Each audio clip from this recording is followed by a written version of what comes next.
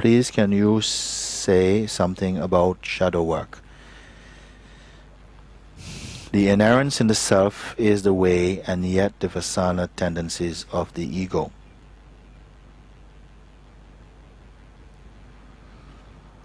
They are still in operation. And this I want to talk about then a little tiny bit. Inerrance in the self you mention is the way, and yet the Vasanas. So inerrance in the self mean to abide consciously at the place of either the feeling I am or the weakness of this I am. And when this is done, when this is clear, something is recognized non-phenomenally, a non-phenomenal recognition I call it, where somehow there is everything falls away. Everything falls away in terms of the substance. It falls away. Sometimes people ask me, is the world real or not? I say, for the relative mind it's real. For the awakened mind it is unreal. And I'll explain what unreal. I don't mean it doesn't appear. But the way in which it appears to the body-mind is very different from the way it appears when there is consciousness holding on to itself. Now, inerrance in the self is the way, and yet the vasanas, or the tendencies of the ego, still operate. Vasanas mean some latent tendencies that sometimes we are carrying for quite a long time.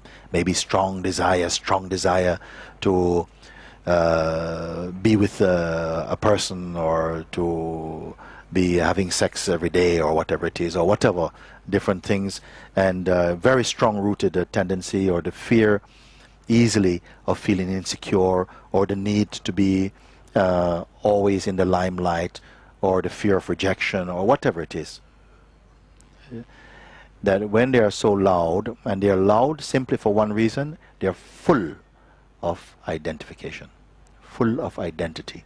That's the only thing that can really become loud, is something's full of identification. Like pus is full of it. And why we speak about it, why not just excuse it like it's only manifestation? Because when they are in ascendance, when these forces come up inside, they give the impression of holding the beingness hostage. So that somehow it's like you're forced to be in this space with them. It's like identity and so on. It's very difficult if you're told, but you are the weakness of this. Then some people can just about retrieve that, whoa, but wait a minute, it's a phenomenon, it feels so strong, it's like it's taking the body, it's more loud almost than the consciousness. This is the impression it feels. Then how can it be that even in abiding in the self, these forces will come? And funnily enough, sometimes it is when you are clear that you are not this, and you begin to see, and I say keep checking in, keep bringing the attention back just to where you are, and find that you are the silence in the space. Then this is called weakening of the vasanas. Meaning that they need to have an identity to hold on to. Therefore, this is why those who have transcended their influence say that they don't exist. But only then they don't exist. As long as you're in the relative state that you are the body-mind person, then they will exist to you. They will feel, they will have the power, the presence, and the force. The ability to distract the attention will seem to be in them. They will make you feel like you're human, that you are a person. It really, these forces keeping you in the modification, I am a person, and I'm different from other persons. And that is a strong modification of the truth. If you feel that these forces are strong in you, then you identify them clearly. When they arise next time, don't speak about them from the past, because there's no vitality right now. But in the moment when they are coming, and I'm preparing you ahead of time, write down and identify what is the message inside this energy. What is it telling me? It is saying that you're not good enough, or you're saying you're not going to get it, or it is saying that, yes, you are, oh, I am something special, and yeah, this type of thing, you want to go with this, it's feeding the ego or whatever way. Then somehow you write this down clearly first. This is what it is about. Now find out for whom is it. For whom is it? Who is suffering this fear? Who is suffering from this weakness? Who has this desire? Who has this need?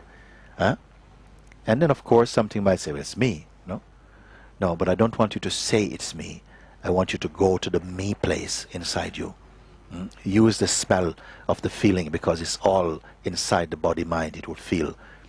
Sometimes when you're like this, you don't want to come to satsang.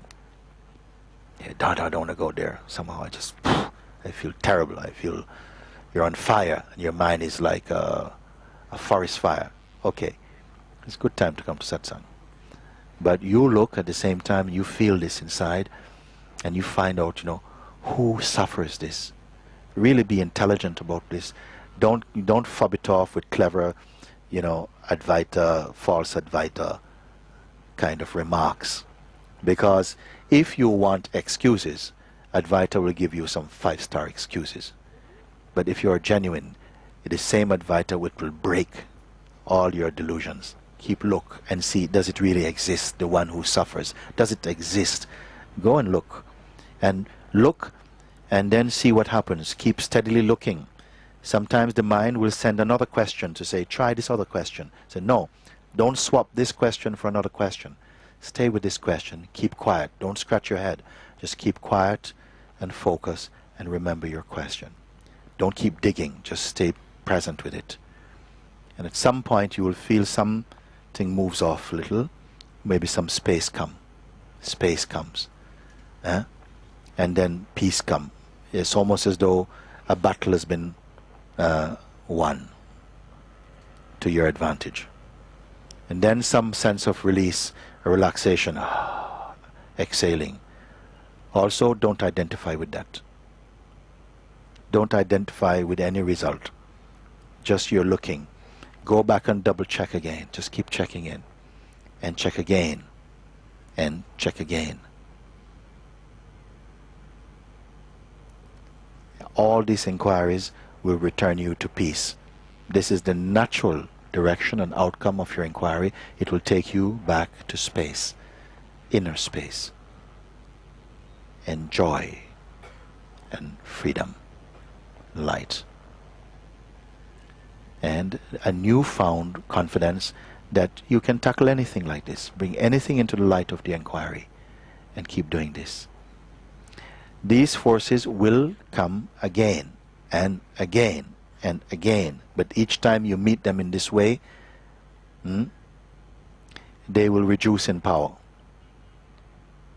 They will reduce in ferocity, and you will defeat it. You being who? You are the consciousness I am, combing out the noise that you have acquired and remaining only in that space of being. Gradually one comes to see that even the sense of being is itself witnessed. That can be going alongside this seeing. You will come to see that you are the feeling of existence, and at the same time this existence is simultaneously felt against a background of unchanging awareness. This is your unchanging being, your own unchanging awareness.